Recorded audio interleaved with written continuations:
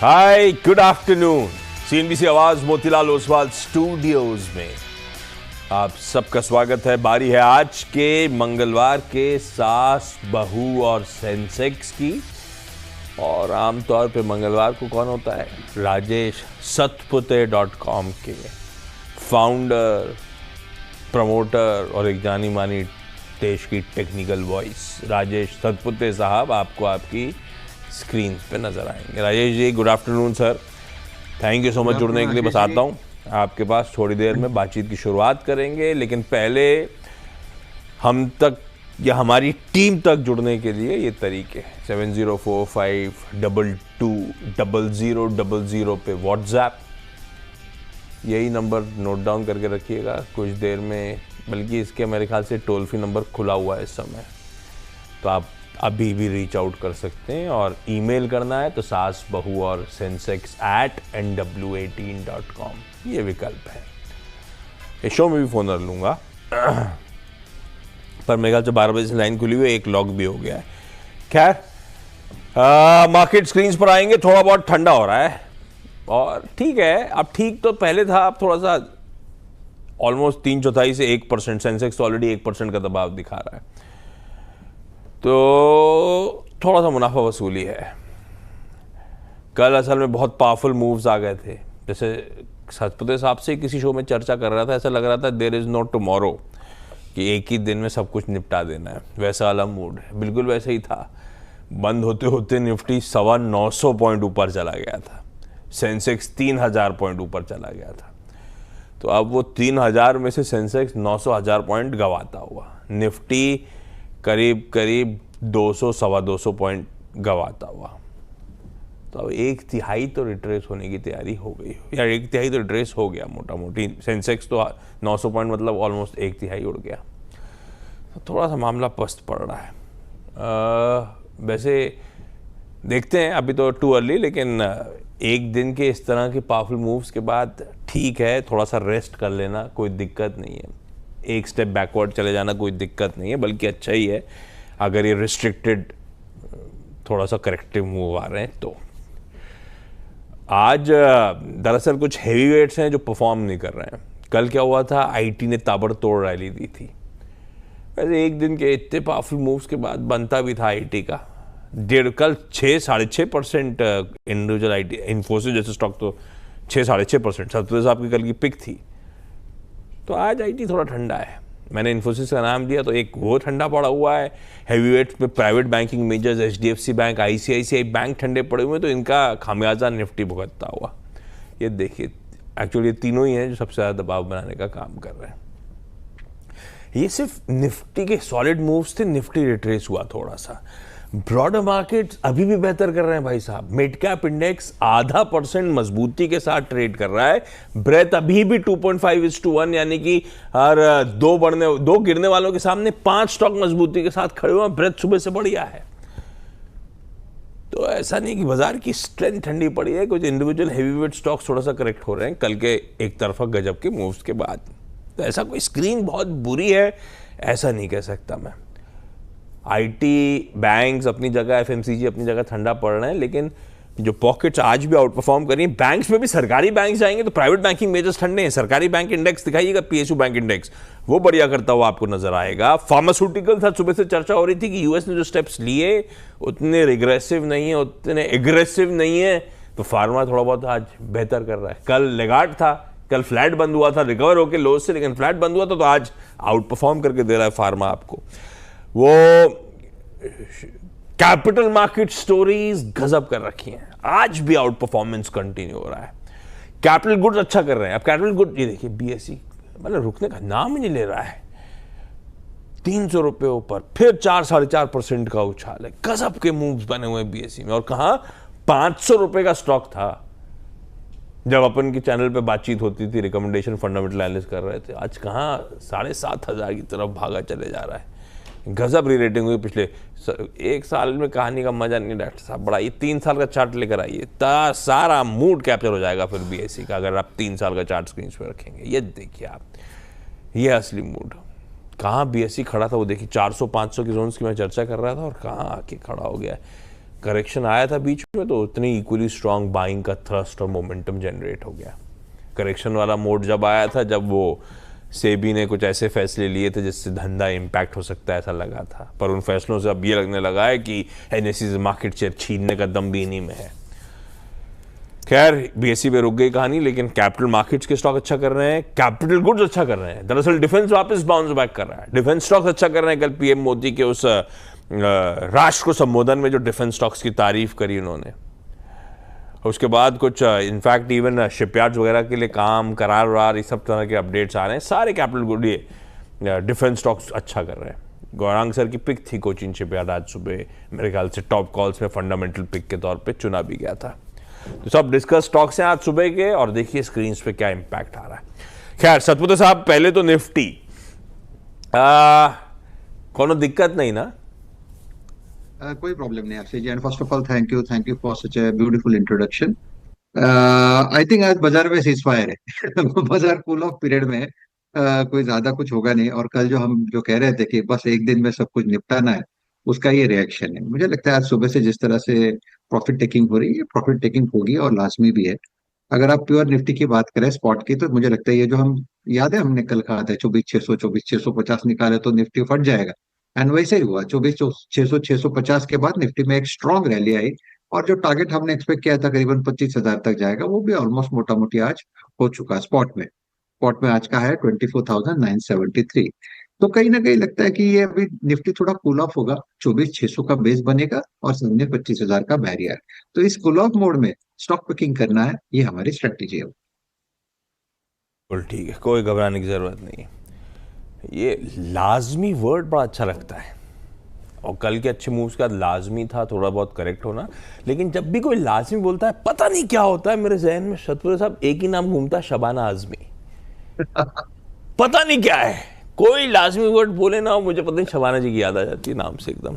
खैर सवाल जवाब के सिलसिले की शुरुआत करी जाए। आज अपने को कोलकाता, धुले महाराष्ट्र और हुगली जाना है। सब आपको आपकी स्क्रीन पे रेडी नजर आएंगे। सबसे पहले कोलकाता, पोलोमी चौधरी जी के पास चला जाए। Paulomi ma'am hi, hello, good good afternoon afternoon. Paulomi ma'am.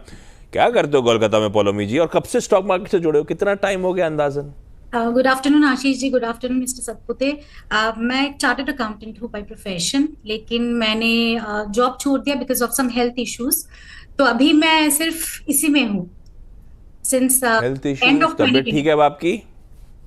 Sorry health issues कह रहे हो आप, इसलिए जॉब छोड़ा। मैं कह रहा हूँ तबीयत ठीक है अब आपकी? जी, बेहतर है, थैंक यू। तो आप तो फंडामेंटल्स देखते हो कि जी बिल्कुल बिल्कुल। सीए हो? हाँ। हाँ बिल्कुल देखते हैं। और लंबी अवधि के लिए चुनते हो, जी खुद ही अपना होमवर्क करते हो? या I do a lot of homework actually. बहुत ज्यादा इंफॉर्मेशन हो जाने से क्या होता है ना कि कंफ्यूजन हो जाता है, बिकॉज ट्रू, अभी जितना बहुत डिग डीपर करते चला उतना कंफ्यूजन बढ़ता चले जाता है। राइट। तो और ना पढ़ो तो लगता है फिर पैसा कमिट कैसे करें, राइट, बड़ा मुश्किल है। पॉलोमी मैम पहला सवाल। मेरा पहला सवाल है विद टीटागर। टीटागर में मेरा इन्वेस्टमेंट है 14 शेयर्स में, which I got at the rate of 1630। It's an average price.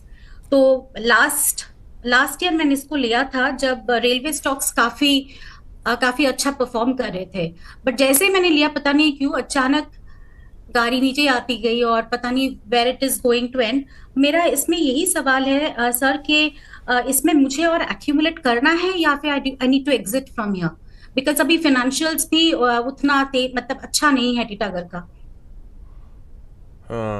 और चला भी एक समय ऐसा रीरेट हुआ था, फटता चला गया टीटागढ़। जब इसने अपने आप को वेगन मैन्युफैक्चरिंग से अर्बन इंफ्रा की तरफ मूव करा, मेट्रो वेट्रो, उसके बाद तो पलटा नहीं था ये स्टॉक सतपुर साहब। लेकिन वाकई कहाँ बाजार वापस रिकवर कर गया, सब कुछ हो गया। टीटागढ़ मैम ने जो पकड़ा, मेरे ख्याल से किस भाव पे, 1600-1700 की बात कर रही हैं, वही 1800-1900 इसके रिकॉर्ड हाइज थे। वहां से क्या एक तरफा पिटता ही चले जा रहा है। अब थमा जरूर है, पर पता नहीं इस पे यहाँ पे फर्दर पैसा डिप्लॉय करूं, अपनी ये अच्छी कंपनी चार्ट वार्ट पे भी आपको दमखम लगता है तो फर्दर डिप्लॉयमेंट करूं ताकि औसत प्राइस नीचे आए तो शायद कमाई हो पाए। अभी क्यों, अभी तो डबल होना पड़ेगा स्टॉक को। क्या करना पड़ेगा मुझे, क्या करना चाहिए इसमें, या दूर ही रहूं, आशीष एडिशनल पैसा कमिट ना करूं? आशीष जी, देखिए टीटागढ़ का अगर आप करेक्शन देखें तो करीबन 1850 का इसका टॉप है, और 1850 से यहाँ पे वन वे करेक्शन है। ये करेक्शन करीबन 650 तक आई। ये 650 के आसपास थोड़ा डबल बॉटम जैसा सिचुएशन है। डबल बॉटम में होता क्या है कि आप थोड़ा सा अर्ली इंडिकेशन होता है, फिर हम समझ सकते हैं कि यहाँ पे प्रोबेबली यहाँ से एक रिवर्सल आ सकता है, यहाँ से एक रिलीफ रैली प्ले आ सकता है। जब हम फिबोनाची की बात करते हैं कि 1850 से लेके जब 650 तक कोई काउंटर आता है तो ये कितना रिट्रेस करेगा। तो अगर रिट्रेसमेंट के हिसाब से देखें तो मुझे लगता है टीटागढ़ में एक करेक्शन हो चुका है, बड़ा करेक्शन हो चुका है, और करंट लेवल से 850 से लेके 900 तक का एक पुल बैक दिखता है। हालांकि मैम की जो खरीदी है वो थोड़ी सी ऊपरी साइड पे है, तो लेकिन फिर भी मुझे लगता है फिलहाल तो वर्डिक्ट होल्ड का ही होगा। मुझे लगता है इवेंचुअली यहाँ पे थोड़ा बहुत बाइंग होगा, थोड़ा बहुत शॉर्ट कवरिंग रैलीज मिलेगी। तो for the timing it's a hold for me. 650 का स्टॉप लॉस होगा, और जैसे मैंने कहा 900 के आसपास का एक शॉर्ट टर्म टारगेट लेके आप काम करें। फिलहाल के तो होल्ड करें, बहुत पिटा हुआ है, डबल बॉटम फॉर्मेशन है। 650 मेरे ख्याल से साल के लोज भी थे जहां से रिकवरी की शुरुआत हुई है, वहीं पे अपने स्टॉप लॉसेस प्लेस करिए मैम। होपफुली थोड़ा बहुत तो रिकवरी के पाथ पे ये स्टॉक जाता हुआ नजर आ रहा है। खैर, धूले चला जाए महाराष्ट्र, वैशाली वाघ मैम के पास। Vaishali ma'am, hi, good afternoon Vaishali ma'am. Vaishali ma'am, आपको कितना टाइम हो गया स्टॉक मार्केट में? आप भी खुद ही अपने स्टॉक सेलेक्ट कर रहे हो या कोई और मीन्स और तरीका है? सर थोड़ा सीएनबीसी देख के और ब्रोकर सजेस्ट करते हैं, फिर खुद भी थोड़ा रिसर्च कर लेते हैं सर। तो सीएनबीसी ने सुबह 8 स्टॉक दे दिया टॉप कॉल, ब्रोकर ने 5 स्टॉक दे दिया, आप सब खरीद लेते हो या कुछ और करते हो? नहीं सर, उसमें से फिर हम कुछ सेलेक्ट करते हैं जो। तो मतलब ये आपका यूनिवर्स हो जाता है, कुछ स्टॉक्स मिल गए आपको, उनमें से आप अपना होमवर्क करके अपना पैसा कम डालते हो। यस। और वैशाली मैम, ये लंबी अवधि के लिए होता है या ट्रेडिंग वेडिंग हर तरीके से? नहीं, आपने हाँ किस चीज के लिए बोला? सर मुझे आवाज नहीं आ रहा है। मैं कह रहा हूँ, आप जब पैसा डालते हो लंबी अवधि का सोच के या लंबी अवधि ट्रेडिंग सब करते हो? सर लंबी अवधि का ही सोच के डालते हैं, लेकिन कभी कभी शॉर्ट टर्म के लिए डाल के फंस जाते हैं और उसे फिर लंबी अवधि का बना लेते हैं। हाँ सर, कभी कभी ऐसा ही होता है। ठीक है वैशाली मैम, पहला सवाल कौन सा सतपुते साहब के लिए? सर मेरा उगर शुगर पे है सर। मेरा 8950 पे सर 150 शेयर्स है सर। शुगर में पहुंचे आप, शुगर में भी उगर शुगर क्यों पहुंच गए? ये कैसे आइडिया आया? ये तो पैनल नहीं कभी बोला होगा, तो ट्रेडिंग वाला स्टॉक ही नहीं है, वॉल्यूम ज्यादा नहीं होते।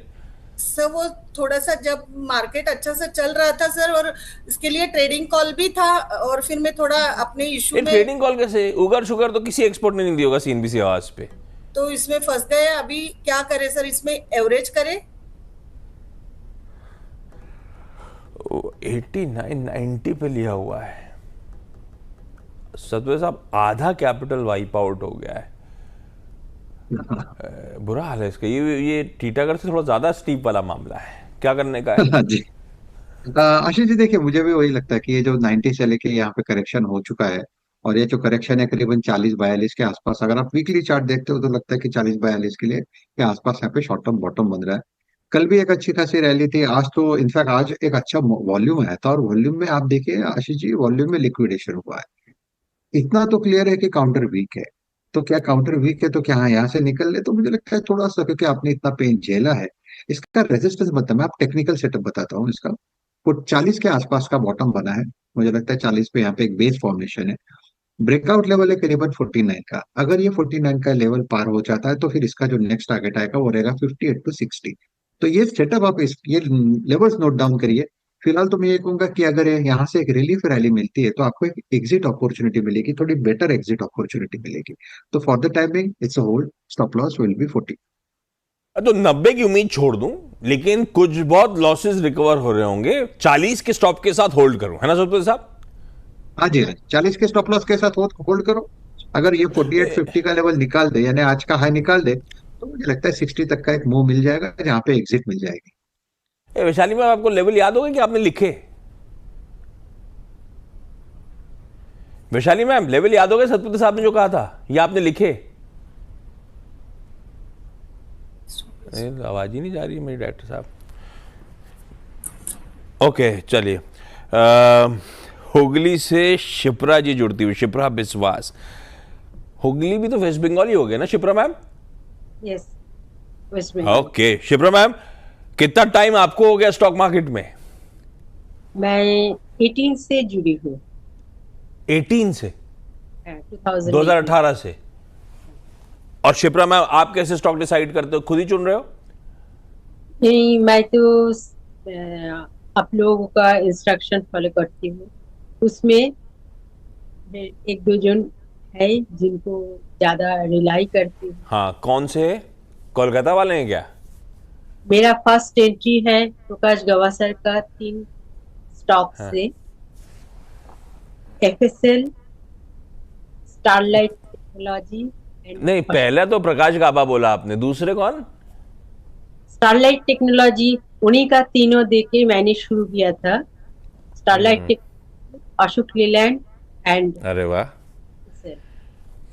ओके। गावस्कर के कॉल्स लेते हो आप। शिप्रा मैम, सूला गावस्कर ने दिया था क्या?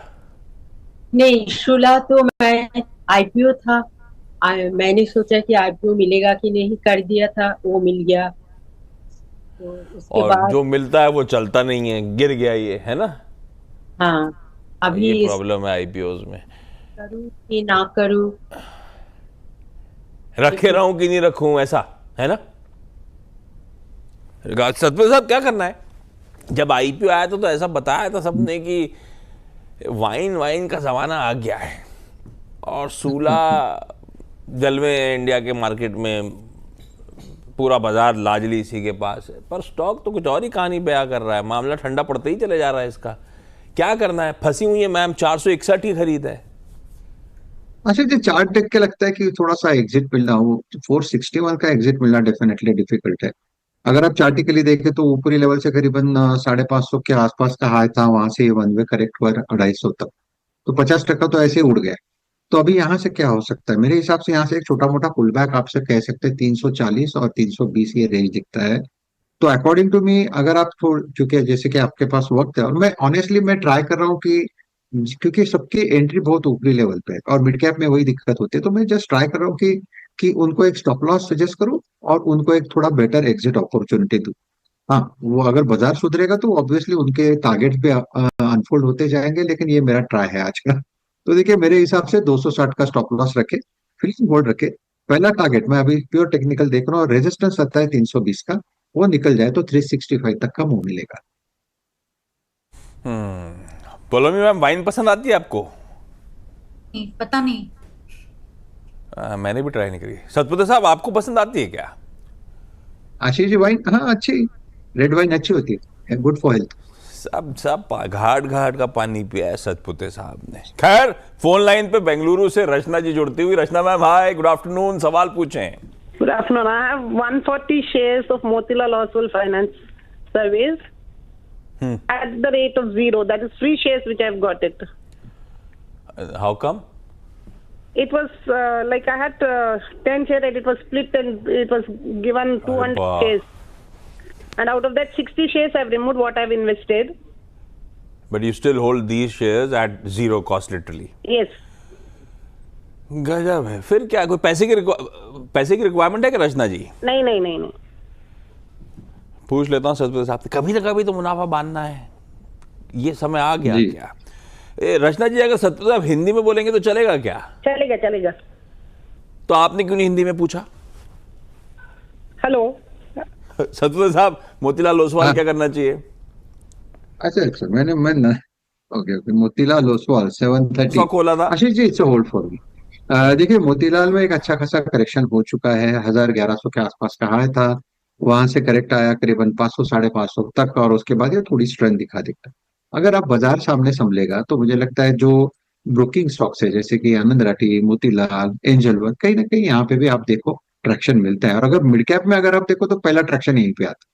तो अगर मोतीलाल चार्ट देखें तो 650 का स्टॉप लॉस यहाँ पे होना चाहिए मेरे हिसाब से। 750 760 का क्लस्टर एक बार निकाल दे, फिर 850 का टारगेट अनफोल्ड होगा। So it's a hold for me.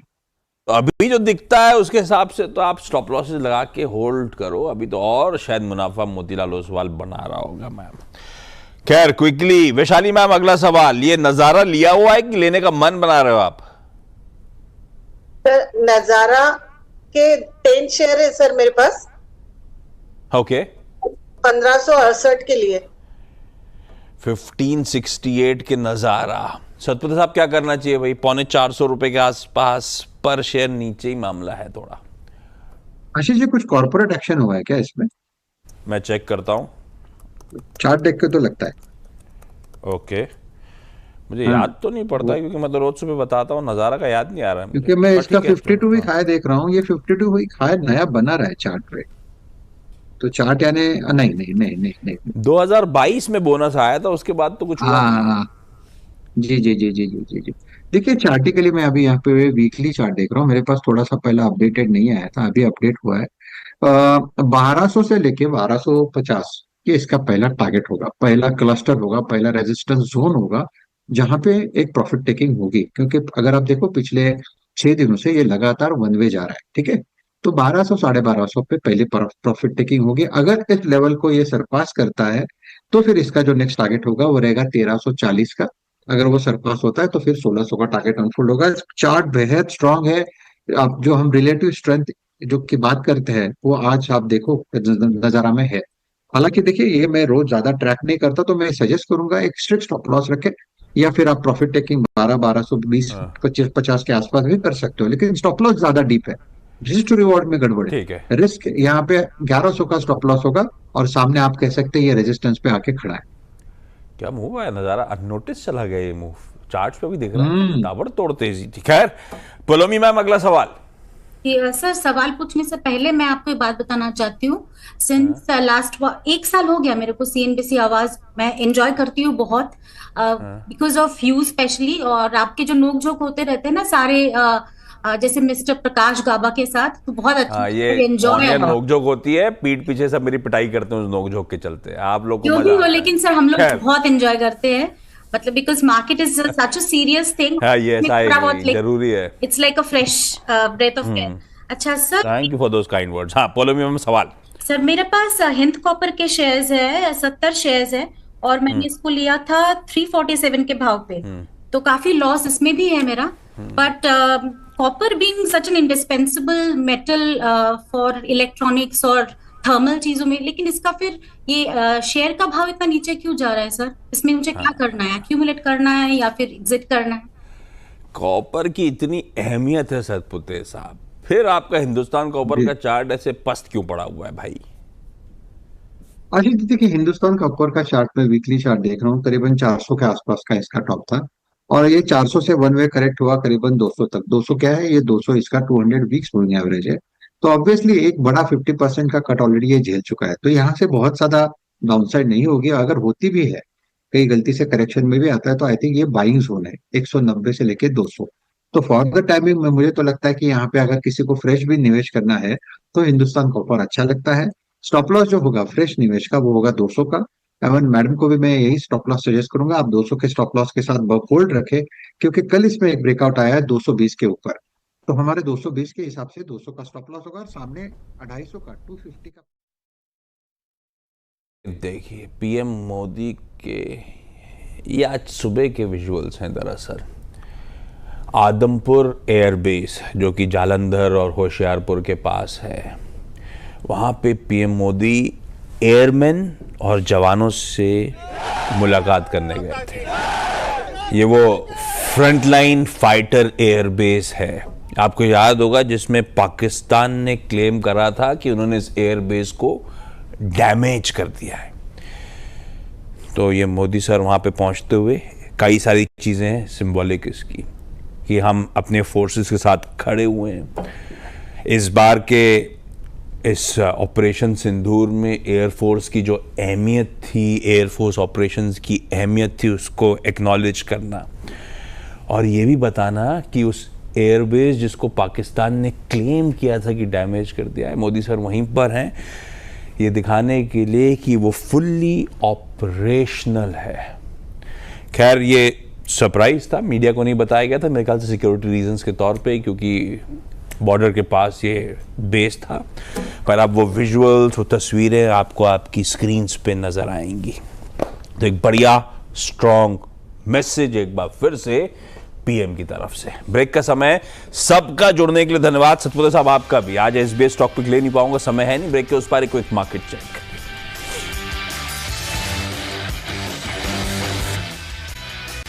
Satpute साहब को थैंक कर दिया तो क्या हुआ, ब्रेक पे उनसे SBI स्टॉक पिक ले लिए, दिखाइए स्क्रीन पे और उसी के साथ ब्रेक ले लीजिए। ट्रेंड 5300 के स्टॉप के साथ खरीदारी करने का मन। ब्रेक, अगली मुलाकात 1:27 पे। नमस्कार।